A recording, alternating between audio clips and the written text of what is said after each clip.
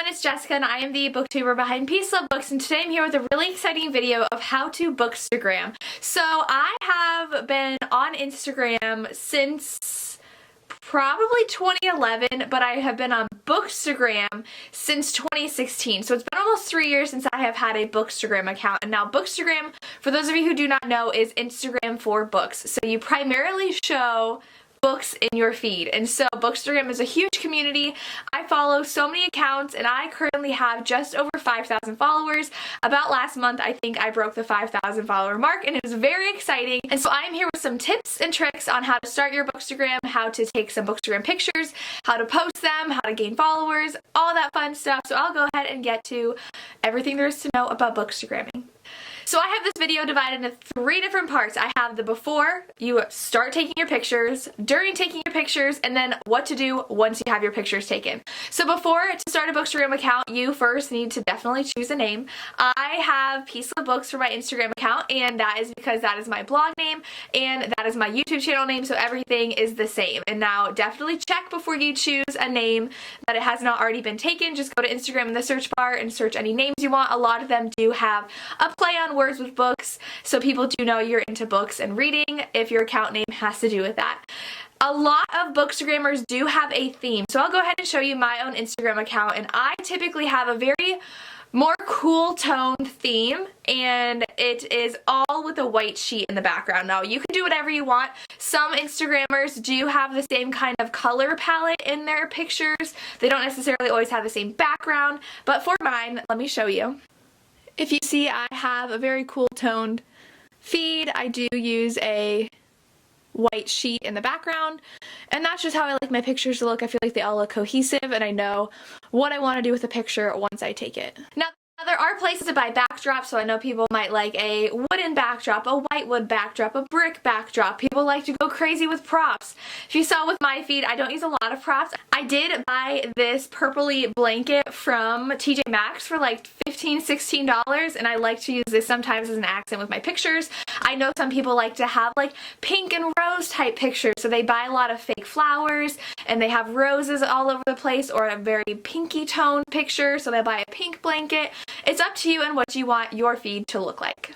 Like I said, I did buy that blanket really cheap at TJ Maxx. TJ Maxx is a great place to buy different cheap accents for your pictures. TJ Maxx is like a home goods store. It's just really cheap home goods things. There's also like Michael's, where I like to get my fake flowers from. If I want to add fake flowers to my pictures, I do have maybe 4 different types of flowers that I have that I don't use a lot, but there are some people who use them a ton. Some people like to use baskets or like platters or anything like that. Just anything you find is a great little accent to add to your pictures.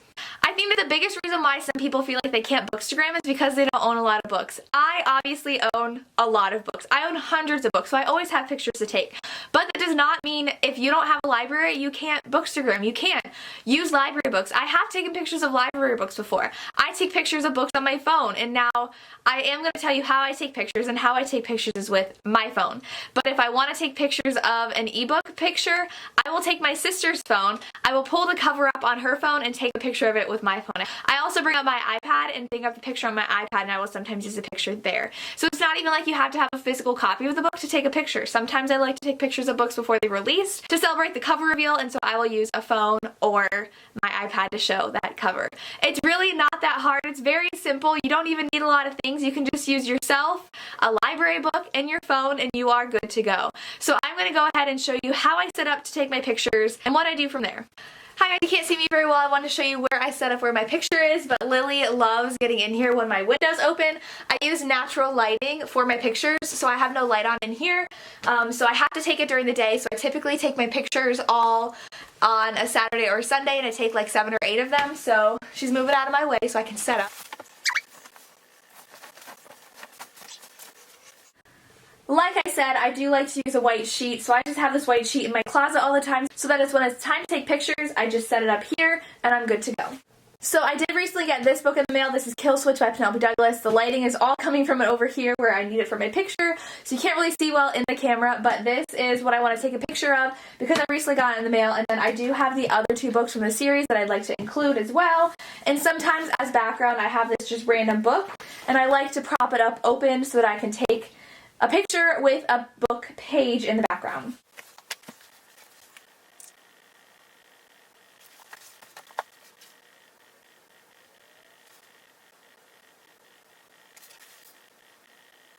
Alright, so I took about 10 different pictures, and so I'm ready to go ahead and see what I want to do on my phone with these cameras. So I'll take you back over to my library. Alright guys, so I am here in my Instagram feed, and I just took a picture that I showed you. I took them all on my phone, so what I will do is go here. So I have all these pictures that I've taken. I took about 10. I do like to rearrange how things are set up. So I have all these. I wasn't really feeling that one. I have a bit of a shadow over here. So then I switched around so that it was like this, which I think I really like this setup. I did take it and like twist around where I was taking the picture. I'm just going to try to figure out what I want to do. I did change it to be like this. I don't know if I like this that much. I think I did like these a little more. I think, I don't know. Ooh. Kind of like this.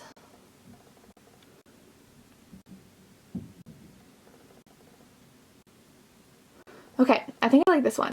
So this is what I want to show. I do have my main picture here, and then I have the series up there a little bit. This may look like it's good color-wise, but I don't know if I really like that, so I'm going to click next. Alright, so here I am, and here are all the filters that you typically see in Instagram. I skip those. I don't like what they do with my pictures, so I'm going to go here to edit, and I actually fiddle with the brightness a little bit, so I'm going to make it a little brighter. If you can see, that's what it originally was. That's what my brightness does to it.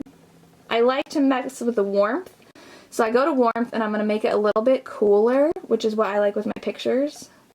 So this was what it originally was, and I made it a little bit bluer, if you can see that.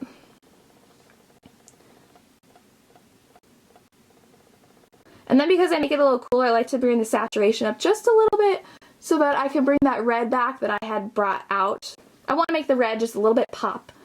And then I'll go to here and mess with the highlights to make it a little brighter again. So that's what it was before. Just missing the brightness a little bit. I don't change too much. Alright, so that's what my picture is now. This was what it was originally. If you hold your finger down, you can see what it was before. And that's what I changed it to. I like to really make it bright and pop it a little bit. Just like you saw with how I was editing my picture, once you get the hang of the look that you really like for your Instagram picture, you will very easily be able to figure out how to fiddle with the coloring and with everything in order to get the look that you want for it. If you like more warm tone, you go to the warmth and make it to the right instead of the left like I did, because I do like mine a little bit cool toned. If you saw, I didn't drastically change my picture. That's just what I like in my picture, so that's how I edited the picture. There are different apps that you can use and download on your phone and then load into Instagram. I like to keep things very simple. That took me maybe not even 2 minutes to fix up how I wanted my picture, and it took me maybe 5 minutes just to take that picture. And so I do take all my pictures on Saturdays and Sundays. I get about 6 or 7 out of the way, so I'm good for the week and just can bring that picture up in my Instagram app and fix it, edit it, and post it to Instagram. And like I said, I only use my phone to take my pictures, and so it's very easy to find the picture, load it in the Instagram app, and edit the picture how I want it to be. When it comes to posting the caption, a lot of people like to interact with their followers. So you may ask a question, you may talk about how excited you are for a new release and talk about the summary a little bit and ask them if they read the author or if they're excited or if they've read it. I think asking a question is a great way to get interaction from your followers, but I don't always do that. All I say is I'm super excited for this book and like leave it at that, because sometimes people follow Bookstagrammers for new recommendations. And so I will definitely talk about how much I love this book as Kill Switch and that it came out last week and that everyone needs to check it out because the paperback just came and it's gorgeous. What I want to make sure you guys do as well is make sure you tag the author. Authors love seeing pictures of their books, and if you're working with a traditionally published book, tag the publisher so that they know that you're reading their book. Sometimes they'll share your picture, and it's really a fun experience seeing your hard work going into a picture, or my 10 minutes that went into my picture being shared by other publishers, and it's a great way to get your Instagram out there. Another great way to get your Instagram out there is using hashtags. If you use a hashtag, that means that if people are looking at that hashtag, your picture will pop up.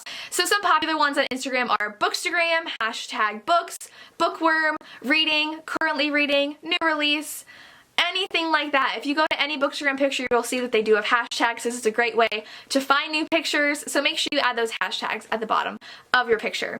You may be wondering, I have no idea where to start. What do I take a picture of? I have no idea. There are Bookstagram accounts that actually have daily photo challenges for the month of the current month. Yeah, there are some that have a challenge for every day of the month, so they will say, enemies to lovers romance, pick your favorite one, or cover love, pick their favorite cover of a book. They're really easy to find. If you look up the hashtag photo challenge, or if you look up Bookstagram photo challenge, new ones will pop up. I just found one researching in the 2 seconds that I looked at my phone, and it's called Love to Read Feb 19. So it's love to read sports romance, read books, love to read contemporary romance. They have different challenges for each day, and so if you hashtag that challenge, so if you hashtag Love to Read Feb 19, then more people will look at your pictures who are included in that photo challenge, and you'll grow your following and just be involved in a really fun community aspect that you may not have before. And it really helps that slump when you're like, I don't know what to take pictures of, I feel like I'm getting redundant. And so that's a great way to vary up your content so that you have a new prompt every day to use. And that is how to start a Bookstagram account, or to use Bookstagram to Bookstagram. It's really easy. I absolutely love it. You just have to decide what you like, your aesthetic you like. Some people take all pictures outside. Some people take all pictures with their bookshelves in the background. It's whatever you want. You do you. Just make sure that you aren't completely copying someone. That is a big no-no in the Bookstagram community. Don't just rip off someone's account and just do everything that they do.